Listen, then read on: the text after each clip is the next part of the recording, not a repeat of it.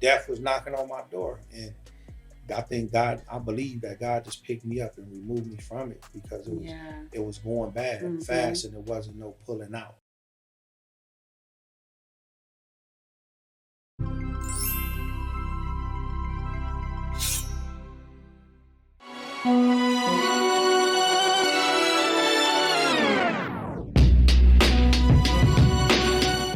Hi, everyone. This is Raina Carrillo with Purpose and Passion. And today we have Jaime Rarebreed Gergory. He's a peace builder and CHH rapper. And he's going to talk to us about what that means. And I want you guys to go to YouTube and go to Luxe Media Studio, subscribe, like, and comment. It's so important. Show us some love here on Luxe Media Studios with Purpose and Passion. What's up, Jaime? Nothing, what's up, homegirl? I'm grateful that you're here. We finally get you, man. We finally get you here in the building, the city of Inglewood. Definitely. Man. Well, I want Your you. city. Yeah, heck yeah. Down the street from my city. Yes, sir. Yeah. So I want you, before we go into like back memory lane, I do want you to educate the viewers about being a peace builder and what is a CHH rapper. Well, peace builder is like an activist, somebody out there for the community, really just trying to build peace as a whole, not just a gang intervention worker, yes. Not just prevention. And we want to see the community build and unite and formulate as the mass, because if you don't unite the masses, we don't empower the right way. And CHH is something y'all sleeping on. So I need to wake y'all up. CHH is hip hop. It's Christian hip hop. If you're not a Christian, don't mean you ain't got to listen to it. That's the brand they put on it. So, I accept it and stand under it, but I'm a street gospel artist. Yes. And gospel is the truth. I spit the truth to the street. And I'm a Christian. So on top of that, I'm going to spit God. I'm going to spit God the way it's taught to me. The people need to hear the truth. We in a spiritual warfare. Oh, yes, we are. So when I first came to doing peace building, the first tool I had at the table was a Christian hip hop artist. And so I was Rarebreed, the Christian hip hop artist. Then tools was added to my toolbox later on. Yes. And I was music for the movement. We got Stevie Wonder, we got Marvin Gaye, we got all those people who spoke into life and spoke light and spoke the struggle in their era. Now we in hip hop era, who's speaking life into our people with the music, because music is always connected to the movement, to the struggle, to everything, this even spirituality. So just trying to bring it back, because music dead right now. We in a death state. Everybody speaking death. Everybody dead in the studio, zombied out in the studio. All drugged up. Nobody sober spitting truth. Everybody in there just out their mind, losing their mind and losing their life behind this music. Yes. And they created in the space where now you gangbanging music, You wasn't thugged out in the streets, but you formulated yourself to be this thug in the studio, and now you out there in concert getting your life took. So yeah, very true, man. That is powerful intro for Purpose and Passion today, boy. Yeah. We about to learn today. Well, Jaime, I want you to take the viewers down memory lane. Like, where are your parents born and raised, and where were you born and raised? Man, my mother was born in Juarez, Mexico, raised in El Paso in the projects. My dad's from Boston. My grandparents migrated from Pensacola, Florida to Boston. Wow. And I was born in Boston. Oh, that is nice. I didn't even know that. See, that's why I like interviewing my peeps in the community, because then you start to find out things that you normally don't find out. Yeah, and then we got to listen to the music too. Listen to the music. Yes. So I was bought the watch when I was about 8 or 9 years old. Yeah. And I've been home ever since. Well, of course, that's your childhood. Yeah, then unfortunately I had to change my residence to the penitentiary. So I spent most of my 20s all my 20s in the penitentiary. So when you talk about going to prison in your 20s, through your childhood from 8 years old all the way to 19, what was life like that led you to the penitentiary? I became like a historian. I had to learn where I came from, to learn where I was going in prison. Mm-hmm. And things that I learned in prison made me feel ignorant.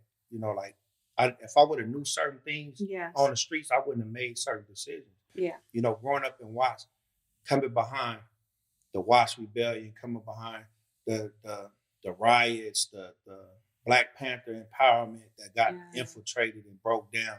And you could still feel that sense of strength in Watts, different from outskirts of LA. But it's still broken. Yes.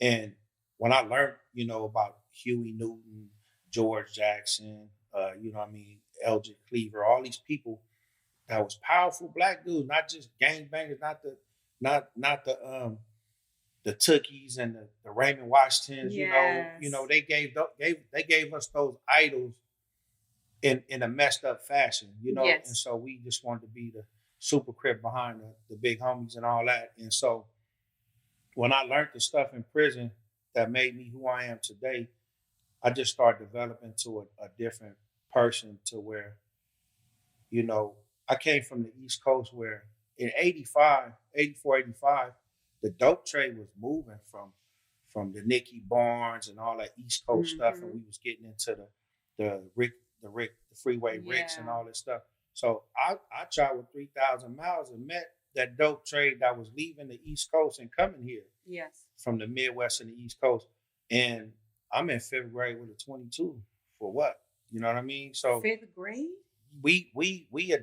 So one thing I adopted in LA, as soon as I got here, we was going right into the guns. The 38 specials and all that other stuff. Back in the days, I know the homies in the 70s and even the late 60s, they had gas, you know. They had gas. I remember that. You know? I remember you tell the homies, tell the story, they be like, we had gas, you know, but we really started having guns. And they talk about that rumor thing about the cabooses being left in the communities. Okay. You know, with the guns and the crates. Yes. I experienced that. I was on Avalon and Imperial, and it was a train caboose by itself with crates of guns in it. And we was inside of there. So I seen for my own self, I had to be about maybe 10 years old when it happened. So it's real. They put that stuff in our communities. I agree. They took cars from the impound yard when homies went to jail and did drive-bys with them. We experienced all that stuff, and we got proof behind it, you know. Yeah. And so it was a lot of infiltration. It just carried in a different light with this gang stuff from the Black Panther movement and all that stuff. So just coming out here and adopting all this stuff and loving the block, hugging the block. You know, we left my dad from an abusive relationship and ended up in LA. And my mom was out here working. So she wasn't there, you know, financially embarrassed, didn't want to go bowling, didn't want to go to Magic Mountain, didn't want to go play football because we didn't have it, you know. So I just played the streets instead of just putting myself out there knowing I couldn't afford it and stuff like that. But I had a desire to do things like that. Yeah. So, you know, I hugged the block and became a little low-ball weed seller, you know what I mean, doing my little stuff that I did, you know. And junior high was the peak of where you had to identify where you're from. Man. Ooh, I remember. Coming into 5th grade to 6th grade, I didn't know nothing. You know, I'm still gang bang. I'm learning. I don't have the uncles out here. I'm by myself. I got 2 sisters and my mom. And my brothers came from the block. All the brothers that I got, the brothers I lost, the brothers I represent today, my big bros who raised me, the little ones that I raised, those came from my community upbringing, you know. And it felt good to have brothers, you know. And it felt like when I lost them, it felt like my mom child got lost because my mother was attached to these same men, you know what I mean? So it was rough, you know, because I had issues within my own community, you know, because back in the days they press you, you know, they what they do, they bully you and they punk you and tell you from over here. That didn't never sound right to me. You can't bully me and make me do nothing. Yeah. It's on my time, my accord. So them was fights. Them wasn't put on. Yeah. So you can say I had a whole bunch of put-ons. Everybody's story different. Yes. You know, I can't tell you I was super crip and loved my homies and loved this and was banged out. And I wasn't. I just became, you know, I slept with the wolves to survive and you become a wolf. Yeah. And that's all it is, you know. So, you know, I don't got the super tough story that people got. I was a survivor, you know what I mean? Yes. And at the end of the day, I wasn't soft. I just didn't want to take the chances and prove stuff to people that I ain't had nothing to prove to because they wasn't worth it, you know. Did you ever get like made fun of or bullied because you were mixed? They tried it, but then like I said, in the era, I came up in the era where light skin was kind of in, you know. Yeah. So the good hair, everybody wants to be your baby mama. Yeah, but the problem that I had being on the blue side, a lot of mixed dudes was on the red side. Mm-hmm. And so I would get disrespected from the red side girls because I was a blue, you know, I was on the blue side, and to them I was ugly because I wore blue and all that. So. Yes. But other than that, it was an era where you had to be careful because the temptation was out there, the fornication, the things that we do in our communities, and you slip up, you've been and had 100 baby mamas trying to get a baby with good hair. I got a daughter that's 10 years old, my biological daughter. Yes. I got 3 sons that I raised since the youngest one was 6 months old, and he's 30 years old now. So technically, you only have one kid. One biological, and I got 3 sons that I died for. But wow. Yeah. Because most of the times, men will have like 4 or 5 baby mamas. 7 max kids, sometimes 10 or 12. Exactly. So congratulations. That's a milestone, right? Yeah, that's a very like wow. Like okay, I'm very impressed. Yeah. And then God gave me a assignment to raise three young men, and you know it's challenging. Yeah. It's a lot. I got 11 grandkids with them, and you know it's a beautiful family development. We got our ups and downs. We dealing with some hard downs right now, but I see my assignment as a man. I got to step up and bring that glue because a lot of stuff that happened in my family, my mother was the glue. Yes. And she didn't allow herself to be that. And so to this day, like it's a lot of division amongst me and my siblings. Yeah. And we buried my mom in 22. And so we can't get that back. Whatever we get from this point on, it's us as adults, and we're not doing that. And we do a lot of shaming each other. We put our kids involved in the midst of this stuff, and that's one thing that I despise when adults put their kids in the midst of grown up stupidity. Because it's a lot of stupidity. When you look at it, it's ignorance amongst adults that's standing on their own belief systems, and then they turn around and tell the kids something and they run with it. They're not even old enough to register what's going on. Yes. I you know what? One of my pastors told me that it's another word for it, but I'm just going to say this because I forgot the word he said it, but it's kind of like a generational curse. Like our family before us experienced this, and nobody hasn't cut that dirty umbilical cord. Exactly. You know, from the ancestors of their trauma and their dealings, right? Yeah. And then eventually you got to cut it with yourself. You know, you're a man of God. And so when you talk about being a man and a father as a Christian man, I want you to share with the viewers, like in your personal opinion and thoughts of what is a man, or what is his role as a Christian man, or what is, you know, a role of a Christian father? What are the duties of a man and a father? Man, and you first got to straighten your crown up and be a king and not be a tail tucker. You know, we've been victimized. We've been led astray with the teachings of tail tucking, where we were stripped out of our homes, and a lot of people don't like to think that it's related when we talk about root causes and slavery. But slavery is a trickle down. It's a constant redevelopment of how we're going to tear these people down from black and brown. You know what I mean? Because we sit in the community together, black and brown, and we think we two different people. Yes. That's wrong in itself. You know what I mean? So to be a man and a father is to be present and be consistent. Oh, I knew you were going to say that. Be present. You got to be consistent, and the consistency is a reality. Like if you're not there, you just dropping your kid off at school, but you're not picking them up, you're not following through, and they walking home getting in all type of mischief. That's your fault. Yes. I tell my kids all the time when they get mad at their kids and and sound like they want to give up, you don't have no room to give up. It's not. It's you have a responsibility to stick with it and see it through and follow it through, especially if we've been complacent during the upbringing. You know, one of my sons was gone for 11 and a half years. That's a big gap between your kid's life, you know?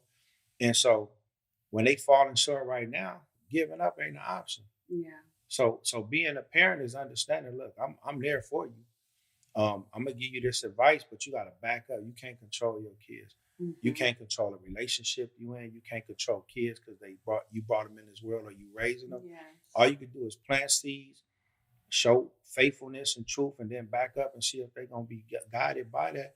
But they're gonna have hiccups even if they do. You know, Yes. so when they do, you got to be that support system and say, hey, this is how you fumbled that ball, and this because I'm the coach on the sideline. I'm watching the player, so look, you should have ran this route instead of that. So that's who I am. I don't ever press my sons when they get a little stern on their stubbornness and saying shutting people down as family. That's when I go hard. That's when I have a problem.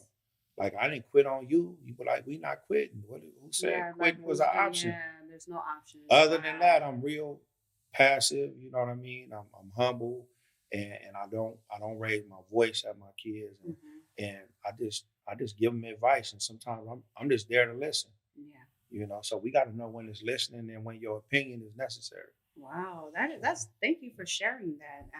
And going back to going back to prison, how was that experience? You know, I mean, obviously, like, I don't know if you had to go through county to get to prison, but like, what was your experience? And, you don't have to go into details of what happened, but you can share a little bit of light on what got you there and how many years did you do and how was that? Like, did you have a rude awakening? So when you came out to become the gang interventionist / peace builder, and then, rapping for the Lord, how was all of that transition? Boom. It's crazy. I mean, in short, it was like my first day in the county. I went to the feds. I never went to juvenile. I never went to the county. Never went to the state pen. And they say because I was slick. You tell the judge. The judge is like, you just slick. You got other people doing stuff. You were here not to tell. And I just think it's God's grace because it was all the times that I got caught, supposed to go to juvenile, got released. You know what I mean? Things like that. But I definitely didn't think I was too slick, but I was cautious, and then I didn't make all the decisions most people do. I wasn't a super risk taker, but I took a lot of risks, And 21, I caught. Tupac had just died.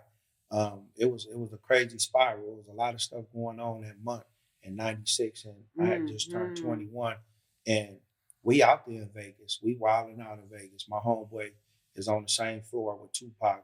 He just got shot on some gang war stuff that I was attached to, not proud of it, but it was a lot of stuff that happened, and death was knocking on my door. And I believe that God just picked me up and removed me from it because it was going bad fast, and there wasn't no pulling out, so he just stripped me from things, and he sat me down to consecrate.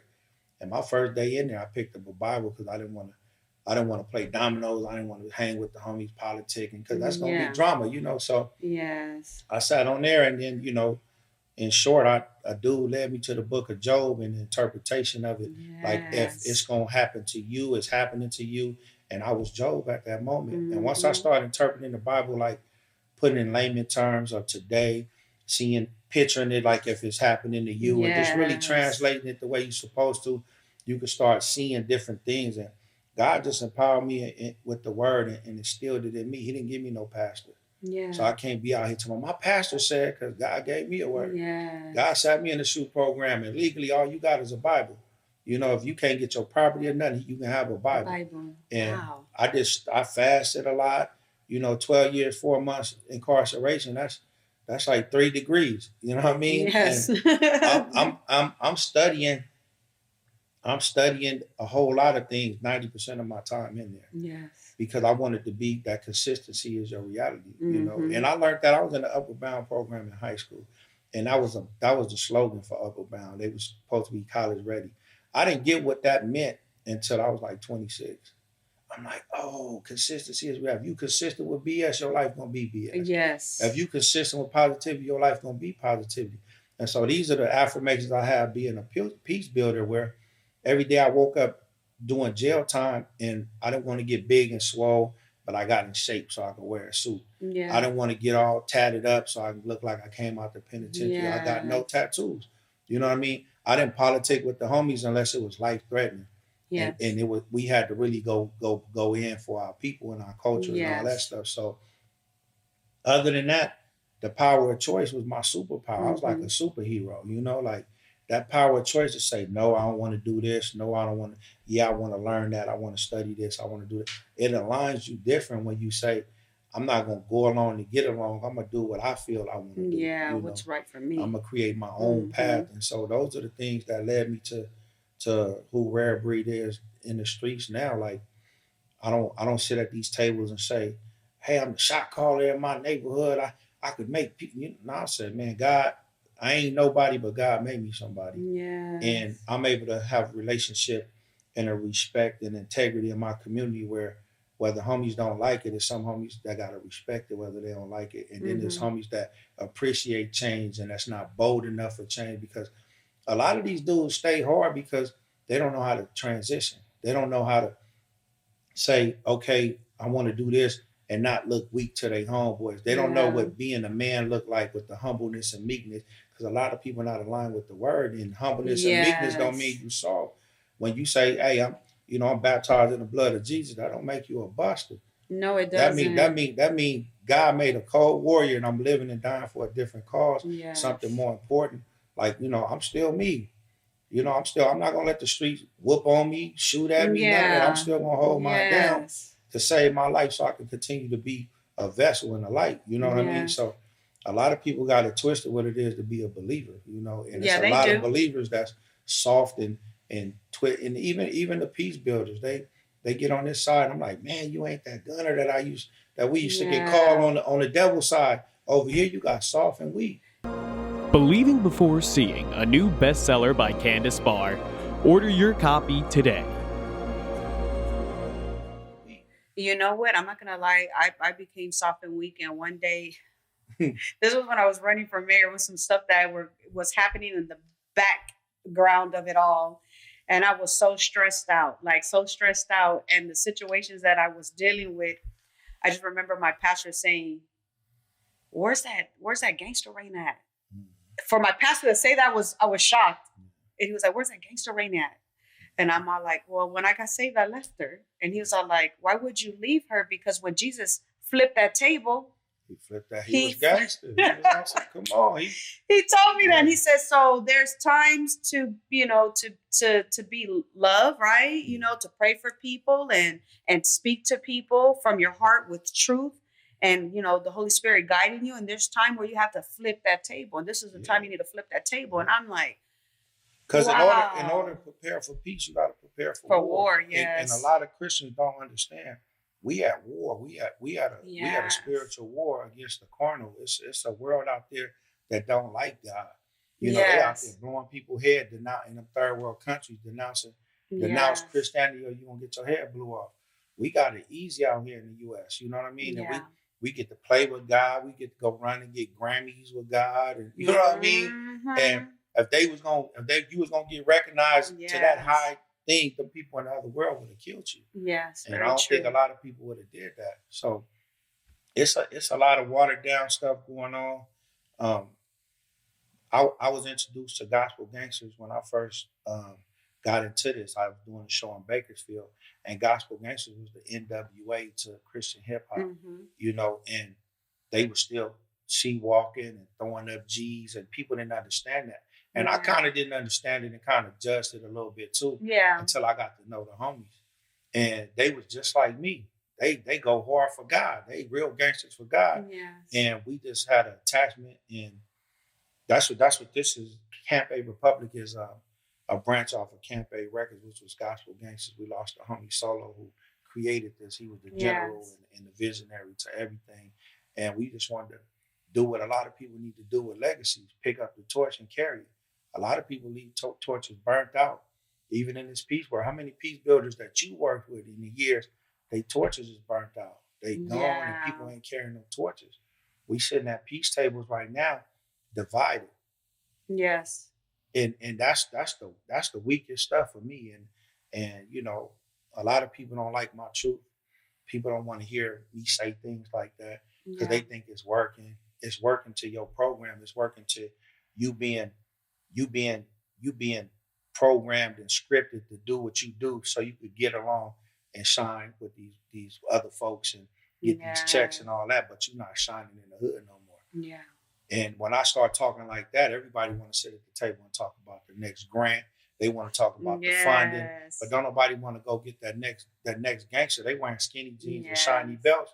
Y'all not going to get them like they was going to get the khaki suit dudes. You know, Jim Brown and them was coming to the corners. The high school was throwing you.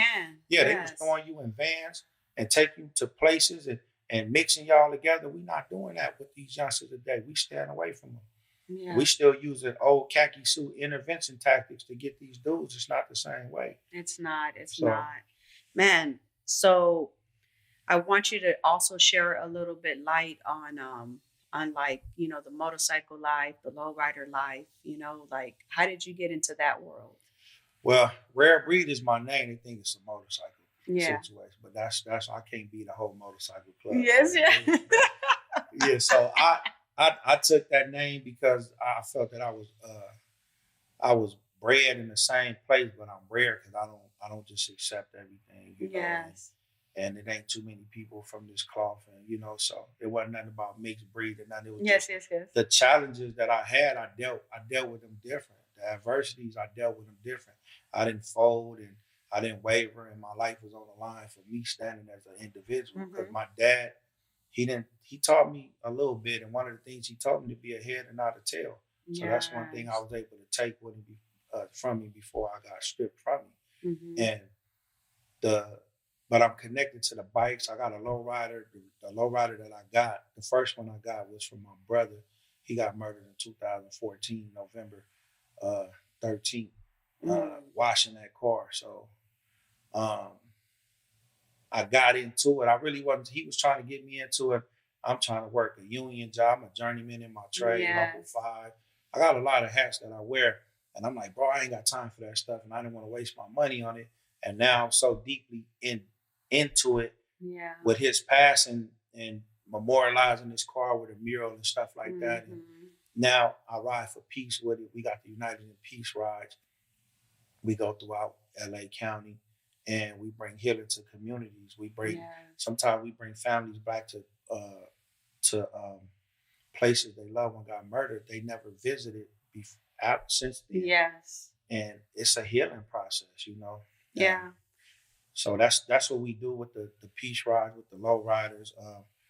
My community got a low rider club back to back, and now the homies is doing positive stuff, backpack giveaways, trunk or trees. Awesome. You know, so it's an evasive way to put people into a better space, doing something that they love and really embracing your culture, because gangbanging was a culture for a brotherhood, a sisterhood. Yes, it was. And to protect your community. My little homeboys think we supposed to have enemies.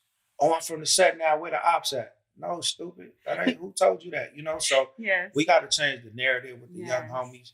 We left bastard kids out in the community. You know, when I was gone 12 years, 4 months, that's 12 years, 4 months of the community raising themselves. And then if they didn't raise themselves, some of the people left behind wasn't the right people. Some of them homies got paperwork on them. Some of them homies is watered down.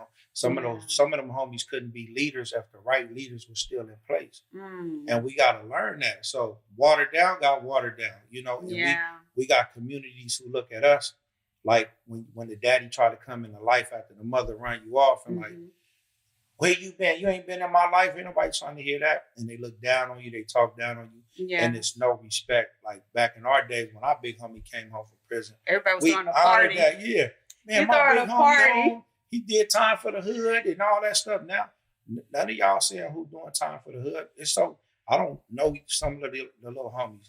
You know, the little homies don't know the history of the big homies. So when they see us, they don't know where we came from, so they looking down at us. They up now. They the 25-year-olds, but they don't know in 4 or 5 years they're gonna be obsolete too.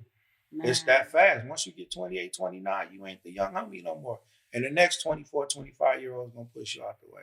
Yes. And so they got to come sit over here in the rocking chair with us. You know what I mean? Yes, definitely. So what do you have, up your sleeves for 2024? Like what do you plan to do next? Well, we kickstarted the East Side Table, Bloods and Crips United. We stand up.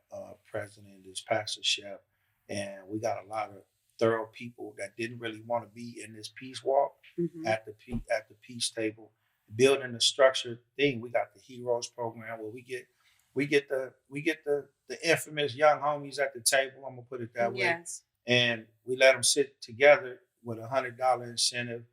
10 times $1,000, so that's the first way we get them there. Then then we get them to change the narrative in their communities.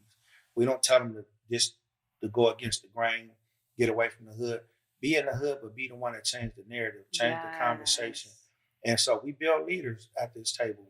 We got a lot of community things. We want resource fairs and the resources coming from the homies. We don't want no tents with the others under there giving us resources, because it's a lot of homies that got job resources, they got food resources, they got all kind of resources. And we try to put all those resources under the table. So we got a bridge building night where we invite stakeholders and tribe members who doing stuff in their tribe to bring this under one umbrella and empower. Like I said, if unity ain't unity, it's not empowerment. Yes. I can't be divided talking about we doing unity. You can't say that you're a peace builder and all you're doing is peace in your community. And then we say, hey, go down there to the enemies and, oh man, we ain't messing with them. A peace builder is recognized by building peace with your worst enemy. And it's a lot of homies ain't doing that. And when you start talking to them like that, now you become the enemy. You're the opposition. They want to get rid of you. Yes. They don't want you working for the grid program. They don't want you in their organization. And they try to put you out because you putting a little stink on something that they want. They want to put a little Band-Aid on something. I mean, to be honest, intervention ain't working. And a lot of people don't want to hear that. Intervention is not working because it's not pulling us together. The grid program started dividing us more and more with grids. We have 20, 30 grids now, and it used to be way less than that. So, divided we fall. And the more divided, I'm not going to start another organization to bring division, because then I'm going to spend all my energy fighting against other organizations who don't like what I'm doing. That's for me. I just had clarity right now because right now they have the open position for the grid office at the mayor's office of the main person that works with all the coordinators in the city, right, for the grid program. So whether it's a man or a woman, that position is open. And for me, I always felt like if I got that position, and it's clarity because in my brain, I said to myself, if I were to get that seat, the first thing I would want to do is meet with all the grid. I mean, everybody in one house to talk about how we're going to have unity in the community.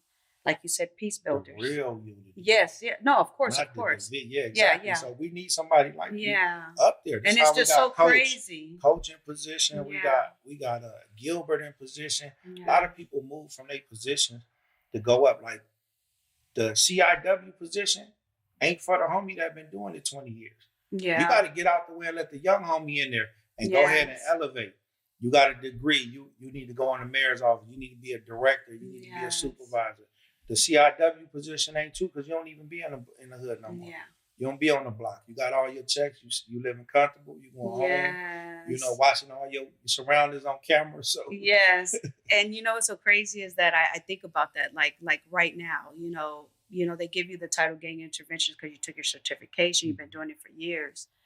But it's true. That's how I felt when I went on the journey. Like as a gang intervention, I was burnt out. I was burnt out. And then during the time that I was burnt out, I was working for Aztec Rising.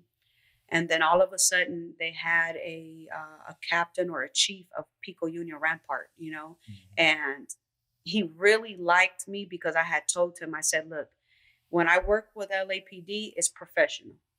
So don't ask me no questions, none of that. Like if it's dealing with a community event and things of that nature, a workshop, or bringing kids to have a tour through LAPD so they can get to know like what the gang unit is and all that, I said, I'm down for that. And so he respected me, he understood.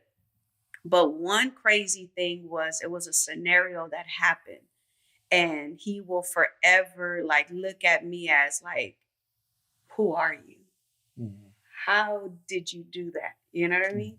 And I'm not going to talk about that incident, but it was an incident that happened, and he just didn't understand like how you as a woman, or just you in general, was able to make understand with the power that God gives us. It ain't even God give you that power. Yes, and make you a light. Yes, and so that conversation became him talking to Viragosa and saying, you need to hire this young lady. She's very powerful, but she has a good heart and she means good. And so that's how I was able to have that position like coach back then. But Jeff Carr messed it all up, because Jeff Carr thought I was still, like I tell everybody all the time, I'm going to always be that former gamer or the ex-gang member or a person. No it's who I was, and I'm still connected to the streets. But you will never catch me selling drugs, trafficking, or gun dealing or whatever, right? You know what I mean? You ain't playing both sides. Yes, exactly. I said, but I still keep in contact with people in prison. People know, like right now, I'm working with somebody that's in LA County, but when he was in prison in Centinela, I was working with him in gang intervention over the phone, sending stuff. And now those certifications while he was in prison is a part of him in being in LA County.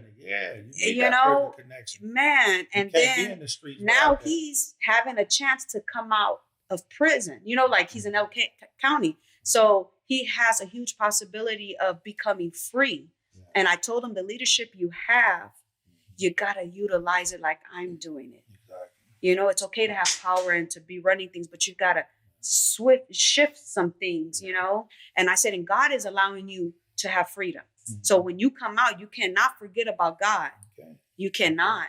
And so fast forward. So that goes from that, experiencing that, then the drama with Jeff Carr, and then going back into, gang intervention, but now becoming like a case manager. And then I'm like, you know what? I got to run for mayor.